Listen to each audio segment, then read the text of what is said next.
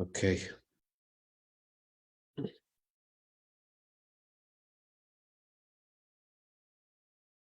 A good devach.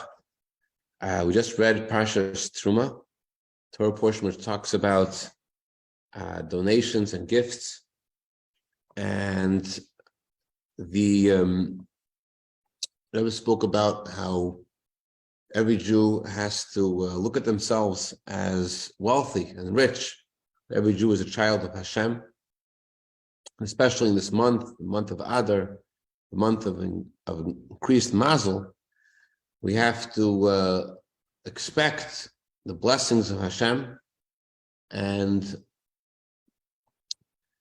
that's why the Torah tells us to increase in joy, not only because of the blessings that Hashem is giving us in this month, but also in the joy that you have in seeing how close Hashem is with you.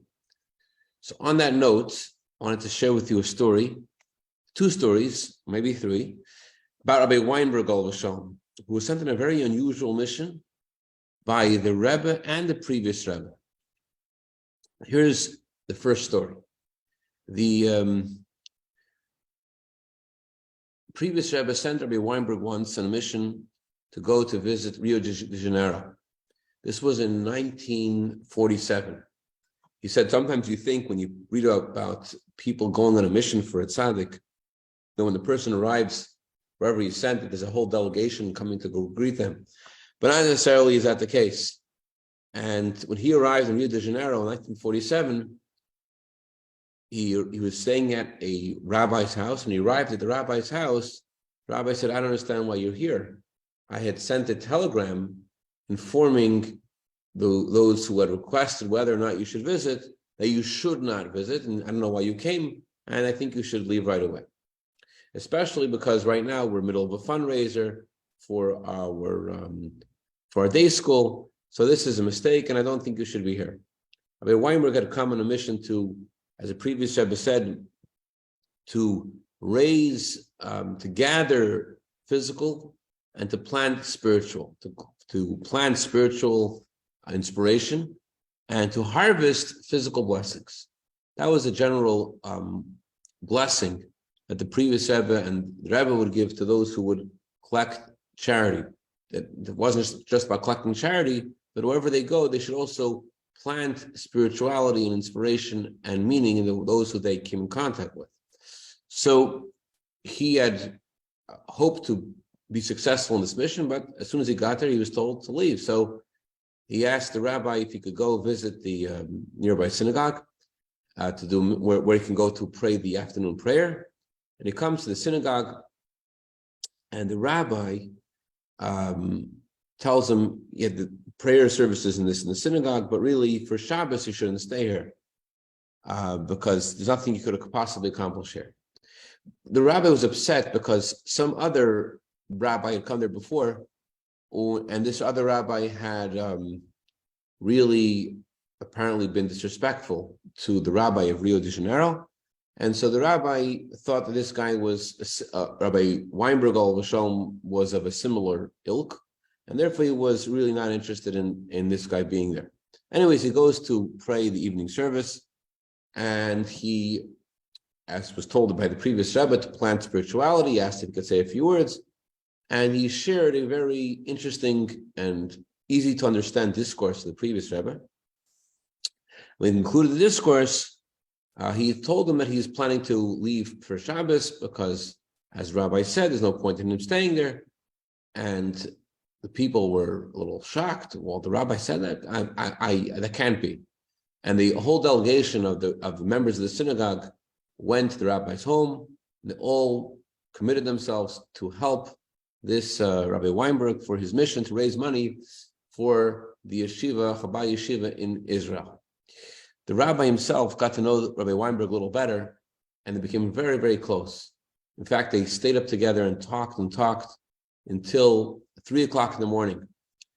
And the rabbi, actually that Shabbos, he announced in the synagogue, he said that I have to apologize because this, I didn't realize who this person is. I thought I should send him away, but he has become, in language of this rabbi, the rabbi in Rio de Janeiro at the time, He's become a Yedid Nefesh. He's become a friend of my soul. We're soul brothers.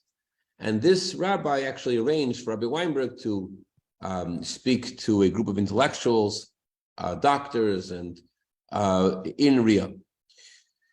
There's another, like a junior rabbi in the same synagogue, who also is instrumental for the success of Rabbi Weinberg's mission. And he told Rabbi Weinberg, I have a question about your Rebbe.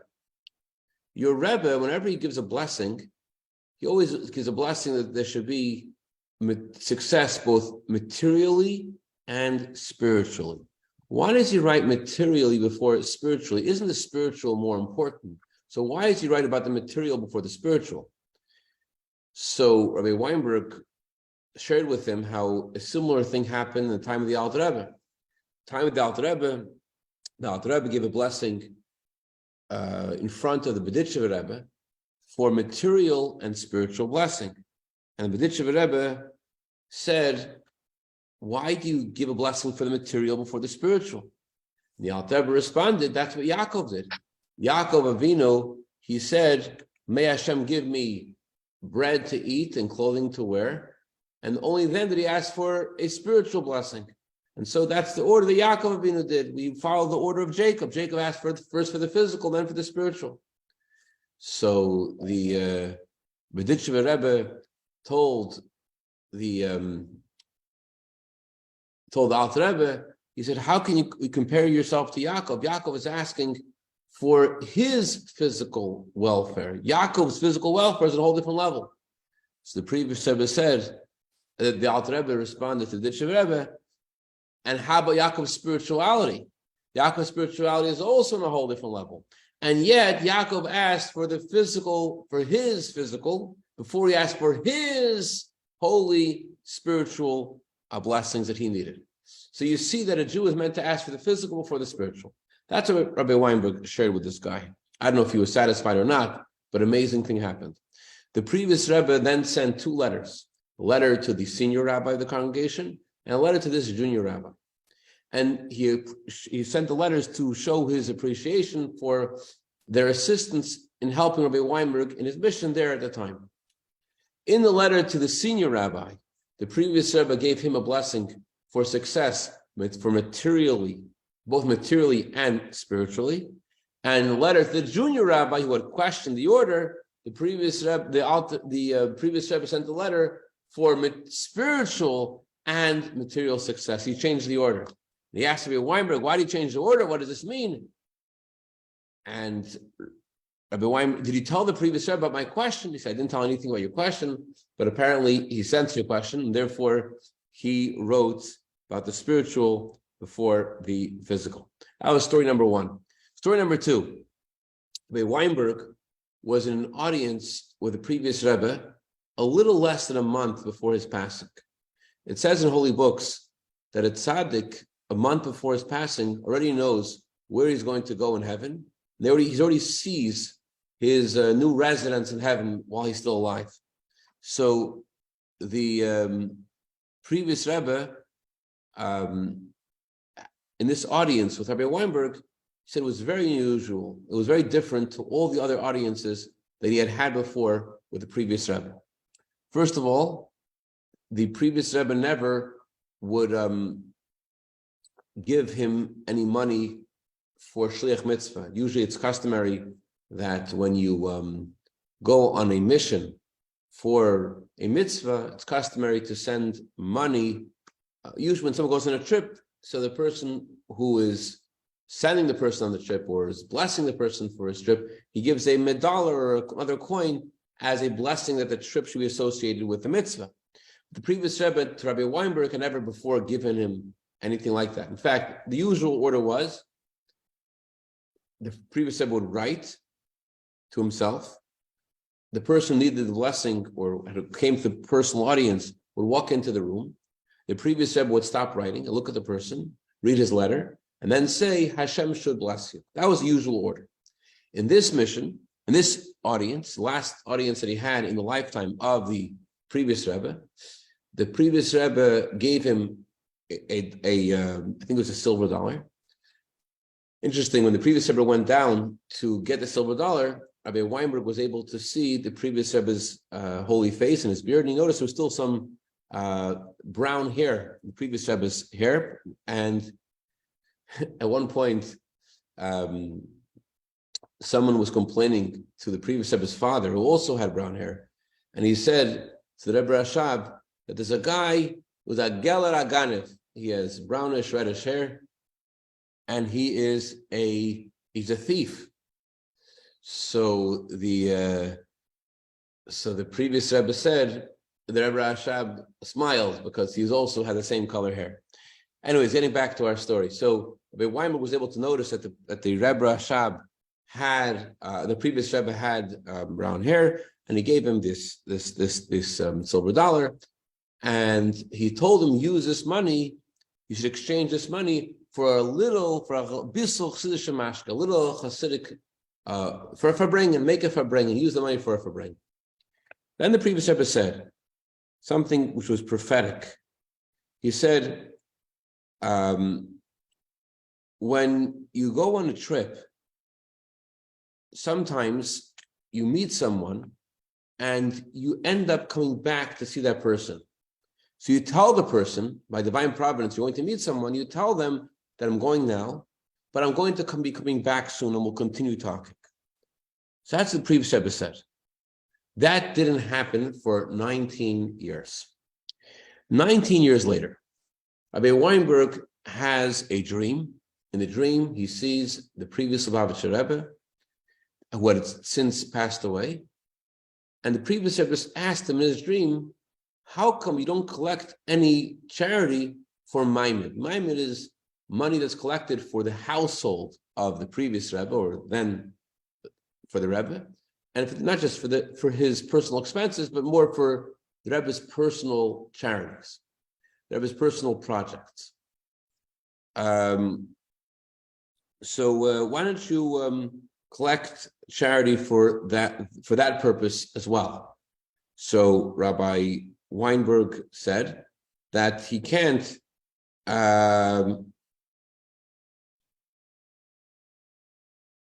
because he is commanded, or his mission at that time was to collect tzedakah, to collect charity for the yeshivas. Since he's collecting tzedakah for the yeshivas, he cannot collect charity for something else. So the previous Rebbe said you could do something small. Do something you can't do it, do something small. So that's the dream he had. He woke up, and ordinarily he wouldn't ask the Rebbe about his dreams, but this dream really bothered him. In general, Chassidim have a tradition that a dream about a Rebbe is something that is not an accident. If it's tzaddik comes to you in a dream, you should pay attention. So he asked the Rebbe about his dream. He came to an audience with the Rebbe, and he told the Rebbe about his dream. And the Rebbe said, a good dream must be fulfilled. But, the Rebbe said, there is no dream without dvarim b'teilim. There's no dream without anything insignificant. And therefore, in the dream, the previous Rebbe's words were, you should do something small. So Rebbe said that was the dvarim b'teilim. That was the words that were insignificant. Don't pay attention to that. Do something big. That's what the Rebbe told him. Okay. At that time, Rabbi Weinberg was heading to South Africa, and there was a new kind of flight that was possible at that time. And that was to travel to South Africa through Brazil. So he went to, he told the Rebbe he wants to take this flight and go through Brazil. The Rebbe told him it's a good idea. Then the Rebbe said to him, before his trip, the Rebbe said, your mission should be for great success, both in the revealed mission, the shluchas hagluyos, in the open and revealed missions, and also for the hidden missions. Even though you don't know about those missions, there should be success in those missions as well. So Rabbi Weinberg came home that night and he told his family, I know something unusual is going to happen in this mission. If the Rebbe said, success in your revealed missions, success in your hidden missions, I know there's something that's going to happen here in this trip. Anyways, and he went to Rio, and he heard from a certain Dr. Farmanovich about a man named Leon who could possibly help him. He was a wealthier man, could possibly help him for his mission, collecting tzedakah, collecting charity for the yeshivas. So, parenthetically, Dr. Farmanovich also had a story with the Rebbe. He, unfortunately, his wife and son were in a plane crash. Miraculously, his son survived and needed many operations. After these many operations, he wasn't sure if he should continue. Doctors were suggesting a third operation. They already did 2 operations. They're suggesting to do a third operation. So Rabbi Weinberg actually said that when he shared the story, he said that the previous Rebbe taught that when you share a story, another story comes up, you share the whole story. So here's the whole other story parenthetically. Dr. Farmanovich asked the Rebbe he asked Rabbi Weinberg to ask the Rebbe if he should do another operation for his son. And the Rebbe said he should ask a doctor who was a friend. Okay. So he asked that Dr. Farmanovich says, I don't know what that means. I have lots of doctors, they're all my friends, I know what you mean. But by divine providence, he called Rabbi Weinberg shortly afterwards. He says, I was just taking a walk, and this doctor comes over to me, and he says, how's your son? And I told him what the question about the operation. He says, I'm telling you, you don't need to do operation. It won't help, it won't make anything better or worse. It's unnecessary. So he said that the Rebbe said to ask a doctor as a friend. He sent me the friend. Okay, moving right along. So Dr. Farmanovich says that you should go speak to this guy Leon, and whose Hebrew name is Aryeh Leib, who was actually a grandson of Rabbi Sonnenfeld, the chief rabbi of Eretz Yisrael, Alav Shalom. So the appointment was set up. He goes to his house 9:00 at night. They try to find a common language. And Leon Aryeh Leib knows lots of languages: Portuguese, English, Yiddish, Hebrew. He was a soldier in the War of Independence in Israel. They had a great conversation for 3 hours. And at the end of the 3 hours, Rabbi Weinberg asked him if he could help with the yeshiva. And he said, I'll consider it. Anyways, they continued talking. Rabbi Weinberg doesn't know why, but suddenly he had a thought in his head, can I come tomorrow? He says, yeah, come tomorrow. Came the next day at 7:00. And they talked again for many hours. And 11:00, his wife came in. She had an issue that she wanted to ask advice. And he made a very good impression on this man's wife. And this man was very happy about that. And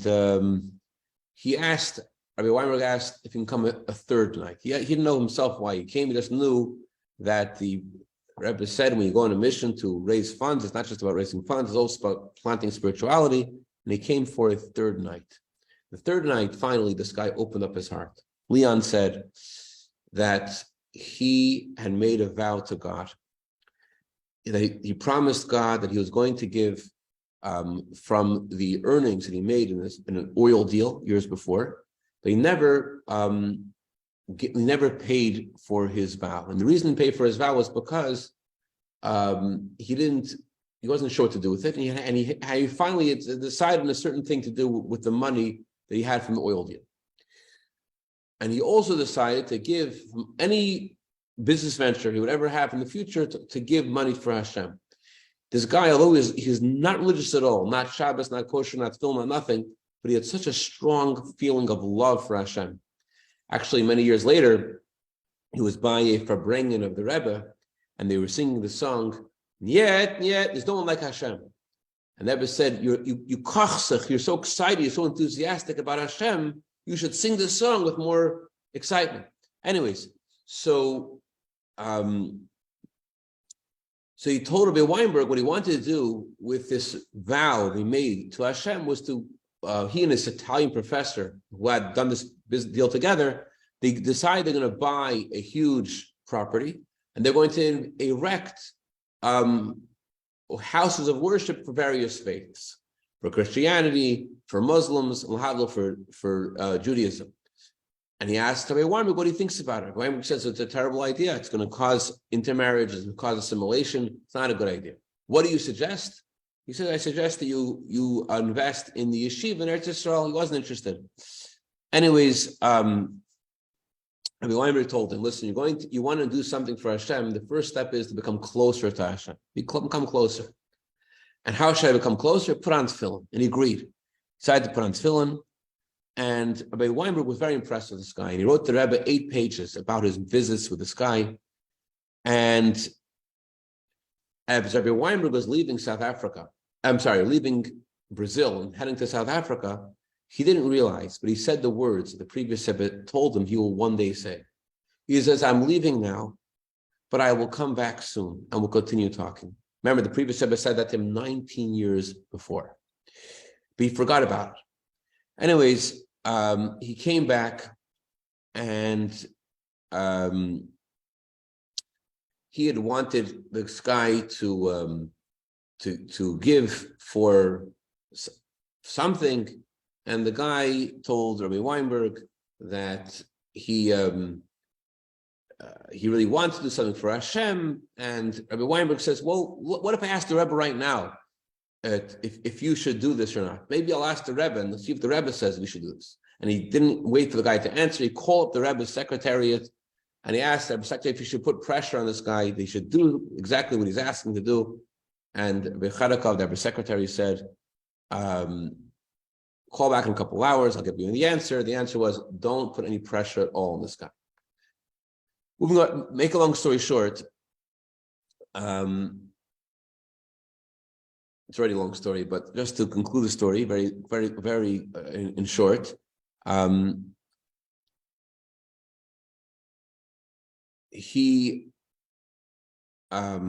Rebbe said to Rabbi Weinberg that I've already decided for a while. I have this perspective that for the Rebbe that whatever is coming with difficulty, it seems that it doesn't have a connection to him. And Rebbe said that he had a project he wanted to do in Kfar Chabad, to build a seminary and to build a school there and make a second village in Kfar Chabad. And it seems that it's not going to, I don't know the exact words that are used, but basically that since it's difficult to talk to this person about this right now, so leave this for a discussion with my brother-in-law, the Rashag. He'll continue talking with him. Anyways, Rabbi Weinberg, he just felt strongly this had connection to him. And sure enough, the guy wrote back to Rabbi Weinberg that he needs a blessing from the Rebbe because he has headaches. Rabbi Weinberg asked the Rebbe what to do, and the Rebbe said he should check his equilibrium. And he had already checked his equilibrium before, but the Rebbe said to check it, and sure enough, they did what the Rebbe said, and Baruch Hashem, he recovered from his headaches, and he had other miracles that happened to him because of the Rebbe's blessings. And he started to send lots of money for the Rebbe, for the Kfar Chabad. He started doing amazing things.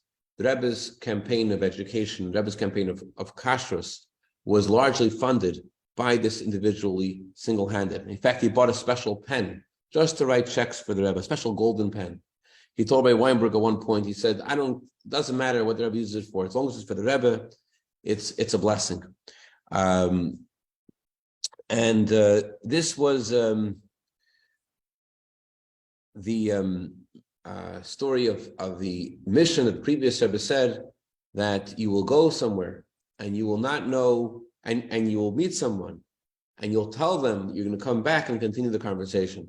This person was indeed someone who was worth having conversation with. And when Weinberg returned, he, Baruch Hashem, became instrumental in doing so many things for the Rebbe's institutions. In fact, after this exchange, Weinberg was by the Rebbe the following Simchas Torah, and the Rebbe looked at him with a look that conveyed the sentiment, you were stubborn and you were successful. The Rebbe told him you should buy the verse, on Simchas Torah it's customary to purchase verses of Ata Haresa, and the Rebbe said you should buy Ata Haresa for this person, Aryeh. After Simchas Torah, he asked the Rebbe, how much should this cost? The Rebbe said, I have a certain amount in mind. And the Rebbe didn't want to say what it was. The Rebbe said, the Rebbe didn't say, I want to say what it was. Rabbi Weinberg later spoke to him and he told him what the Rebbe had said, and the guy decided to do something. The Rebbe said exactly what the Rebbe had in mind. I forgot to mention that when Rabbi Weinberg left, the Rebbe said to him, it should be beyond your estimation, but not beyond my estimation, because I have a whole different perspective. But then the Rebbe said, no, it should be beyond my estimation as well. And indeed it was, as this verse conveyed, ufaratzta, beyond all limits and boundaries. So it should be also, for all of us this week, ufaratzta yama v'kema, beyond all limits and boundaries. As the Rebbe said, every Jew is do whatever they can for success in materially and spiritually, until we should see the true ufaratzta of Bias and Mashiach, V'karav Mamash. A good tavach and freil chavav. Amen.